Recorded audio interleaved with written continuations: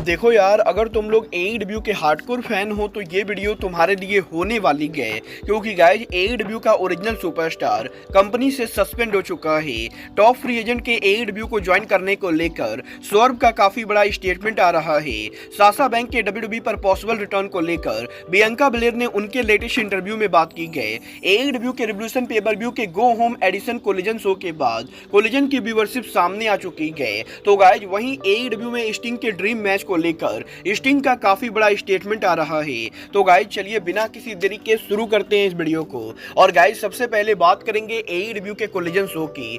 बात करें अगर यहाँ पर एईडब्ल्यू के कोलिजन शो की, तो गाइज जैसा कि आपको याद होगा, एईडब्ल्यू रेसलिंग ने जब यहाँ पर 24 फरवरी को उनका कोलिजन शो किया था तो एईडब्ल्यू के उस कोलिजन शो को करीबन 3,85,000 व्यूअरशिप मिली थी। बट गाइज यही एईडब्ल्यू के रिवोल्यूशन पेपर-व्यू के पहले जब एईडब्ल्यू ने उनका गो होम कोलिजन शो किया तो गाइज एईडब्ल्यू के इस कोलिजन शो के डायनामाइट के बाद टेप होने के बाद भी एईडब्ल्यू के रिवोल्यूशन के गो होम एडिशन कोलिजन की व्यूअरशिप 24 फरवरी के कोलिजन के मुकाबले बढ़ चुकी है, क्योंकि गाइज 2 मार्च को एईडब्ल्यू के कोलिजन शो को करीबन 4,55,000 लोगों ने देखा है। और गाइज यहाँ पर कोलिजन के प्री रिकॉर्डेड होने के बाद भी पेपर व्यू के बिल्डअप के वजह से एईडब्ल्यू के कोलिजन शो की व्यूअरशिप लास्ट वीक के मुकाबले करीबन 60,000 से ज्यादा बढ़ चुकी है।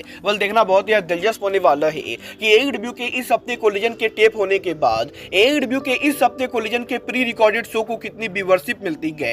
बट गाइस चलिए फिलहाल आगे बढ़ते और बात करते हैं रिवोल्यूशन पेपर व्यू पर डार्बी अलिन के ब्रूटल स्पॉट की। गाइस ये बात तो मैं आपको ऑलरेडी बता चुका हूँ। एईडब्ल्यू के रिवोल्यूशन पेपर व्यू पर डार्बी अलिन ने जो ग्लास पर जंप किया था उसकी वजह से सोशल मीडिया पर काफी ज्यादा बवाल हुआ है। और गाइस यहाँ पर जितने भी लोग एईडब्ल्यू को हेट करते गए उन सबका ये दावा करना है कि एईडब्ल्यू कंपनी उनके रेसलर्स की जान के साथ खेल रही है। और गाइस यहाँ पर डार्बी अलिन मैच के अंदर मर भी सकते थे। और गाइस यही एईडब्ल्यू के अंदर रियल ग्लास यूज करने को लेकर काफी सारे आरोप लगने के बाद अब यहाँ पर पहली बार मेन स्ट्रीम मीडिया के द्वारा डार्बी अलिन के ग्लास स्पोर्ट को कवर किया गया है।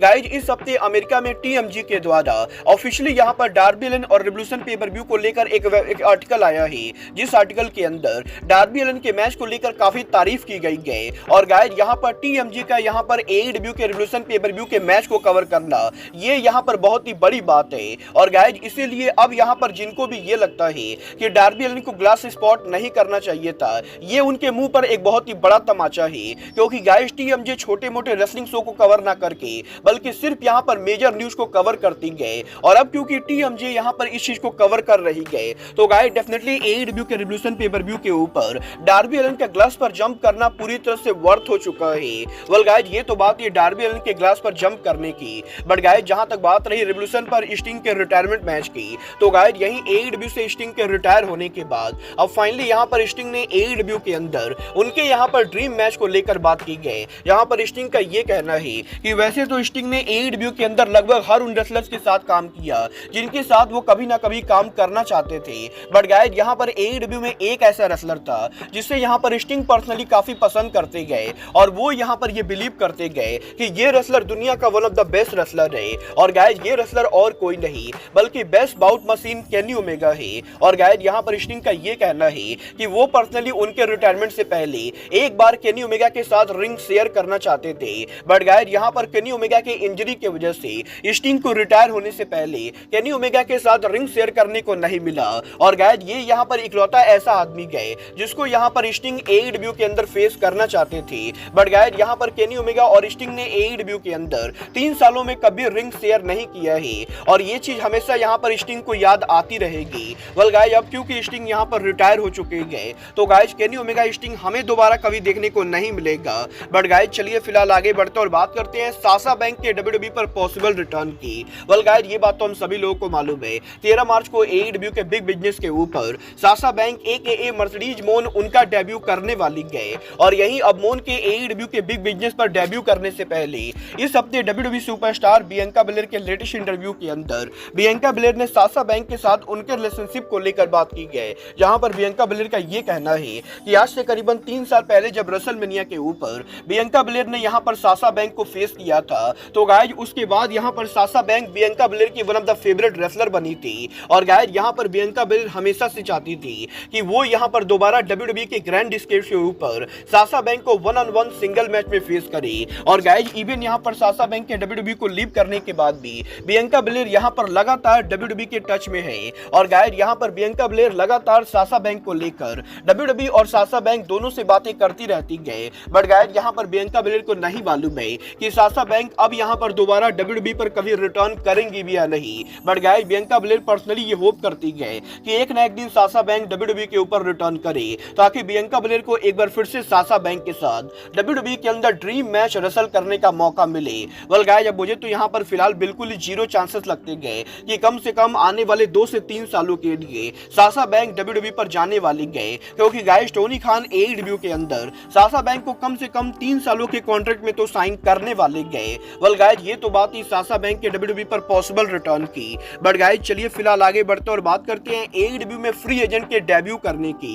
वेल गाइस ये बात तो हम सभी लोगों को मालूम है, हाल फिलहाल में विल ऑस्प्रे के AEW को ज्वाइन करने के बाद पॉसिबली कल AEW के डायनामाइट शो के ऊपर रेन मेकर ओकाडा भी AEW को ज्वाइन करने वाले गए। और गाइस यही रेसलिंग इंडस्ट्री के some of the biggest free agent के AEW कंपनी को WWE के ऊपर चूज करने को लेकर फाइनली यहां पर स्वर्व ने उनके लेटेस्ट इंटरव्यू में बात की गई, जहां पर स्वर्व शिगलैंड का ये कहना है कि वो पर्सनली ये बिलीव करते गए कि रेसलिंग इंडस्ट्री में करंटली जितने भी बड़े फ्री एजेंट हैं वो सभी यहां पर AEW कंपनी को चूज करने वाले गए, क्योंकि गाइस यहां पर AEW के अंदर ना कि रेसलर्स को दूसरी कंपनी के मुकाबले ज्यादा सैलरी दी जा रही गए, बल्कि AEW रेसलिंग वो कंपनी गए जहां पर सच में यहां पर रिंग में बेहतरीन रेसलर्स को देखा जाता है। और गाइस दूसरी कंपनी की तरह AEW कंपनी में सिर्फ यहां पर प्रोमोबाजी ना होगी, बल्कि रिंग के अंदर रियल रेसलिंग होती गए। और गाइस जो भी रेसलर यहां पर रिंग के अंदर अपना टैलेंट दिखाना चाहता है और दुनिया में सबसे ज्यादा पैसे कमाना चाहता है, वो रेसलर यहां पर AEW कंपनी को ज्वाइन करेगा। और गाइस यहां पर स्वर्व का ये दावा करना है कि AEW कंपनी रेसलिंग पर ज्यादा फोकस करके यहां पर AEW कंपनी एक अलग लेवल पर जाने वाली गए। और गाइस AEW कंपनी आने वाले रेसलर्स को जो हाई सैलरी ऑफर कर रही गए, उसकी वजह से लगभग रेसलिंग के सारे बड़े फ्री एजेंट AEW कंपनी को ज्वाइन करने वाले गए। मतलब ये तो आने वाला टाइम बताएगा कि विल ऑस्प्रे, ओकाडा और मर्सिडीज मोन के बाद अगला कौन सा बड़ा फ्री एजेंट AEW कंपनी को ज्वाइन करता है। बट गाइस यही अब मर्सिडीज मोन के AEW पर डेब्यू करने से पहले मर्सिडीज मोन के one of the old rival Sammy Guevara AEW company से सस्पेंड हो चुके गए। वेल गाइस ये बात तो आप लोगों को बढ़िया से याद होगा, आज से करीबन 2 से 3 हफ्ते पहले AEW के रैंपेज शो पर सैमी गुवारा ने जेफ हार्डी को फेस किया था, जहां पर मैच के एंडिंग के ऊपर सैमी गुवारा जब उनका फिनिशर हिट कर रहे थे तो सैमी गुवारा ने गलती से जेफ हार्डी के नोज पर अटैक कर दिया था, जिसकी वजह से जेफ हार्डी की नाक टूट गई थी। और अब यहां पर Jeff Hardy broken nose injury की वजह से AEW कंपनी से बाहर चल रहे गए। बट गाइस यही अब उस मैच के बाद सैमी गुवारा के AEW से सस्पेंड होने को लेकर फाइटफुल की तरफ से बहुत बड़ी रिपोर्ट आ रही गई। गाइस यहां पर फाइटफुल ने यह कंफर्म कर दिया है कि जब यहां पर आज से करीबन 2 से 3 हफ्तों पहले AEW के रैंपेज शो के ऊपर सैमी गुवारा और जेफ हार्डी का मैच हुआ था, तो गाइस उस मैच के एंडिंग के ऊपर सैमी गुवारा के जेफ हार्डी के नोज पर अटैक करने से पहले ही जेफ हार्डी मैच के अंदर कंकशन हो चुके थे। और गाइस इन दोनों के मैच के शुरू होने के बाद एक टाइम पर सैमी गुवारा की वजह से हार्डी को इतनी तेज चोट लगी थी कि वो यहां पर रिंग के अंदर कंकशन के साथ गुजर रहे थे।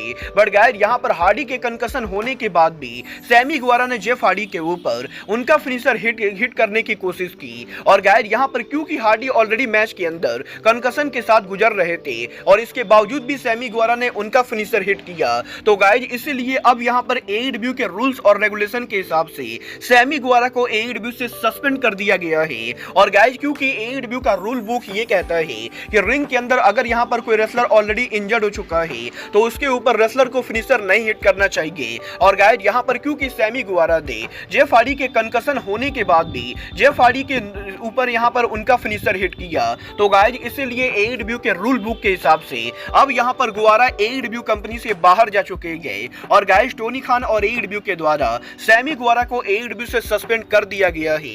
वेल गाइस वैसे तो मैं भी यहां पर सैमी गुवारा के सस्पेंड होने वाली चीज को लेकर पूरी तरह से सेटिस्फाइड हूं, बट गाइस यहां पर मुझे पर्सनली ऐसा लगता है कि सैमी गुवारा को सस्पेंड करने से ज्यादा AEW को पहले यहां पर मैच के रेफरी को सस्पेंड करना चाहिए था, क्योंकि गाइस जब भी यहां पर किसी मैच के अंदर किसी रेसलर को इंजरी होती गए तो ये यहां पर रेफरी के ऊपर होता है कि वो मैच को स्टॉप करे। और गाइस अगर यहां पर मैच के दौरान हार्डी को ऑलरेडी कंकशन इंजरी हो चुकी थी तो गाइस यहां पर रेफरी ने मैच को स्टॉप ना करके सबसे बड़ी गलती की गई। और गाइस यहां पर AEW के अंदर उस मैच के अंदर सैमी गुवारा से ज्यादा गलती मैच के अंदर रेफरी की मानी जाती गई। बट गाइस यहां पर AEW ने रेफरी को सस्पेंड ना करके बल्कि गुवारा को सस्पेंड कर दिया है। वेल देखना बहुत ही दिलचस्प होने वाला है कि अब सैमी गुवारा दोबारा AEW पर वापस कब आते गए। बट गाइज फिलहाल के लिए अब आज के इस वीडियो में बस इतना ही। मैं मिलता हूं आपसे अपने अगले वीडियो में। बट गाइज तब तक के लिए goodbye, good night and bang.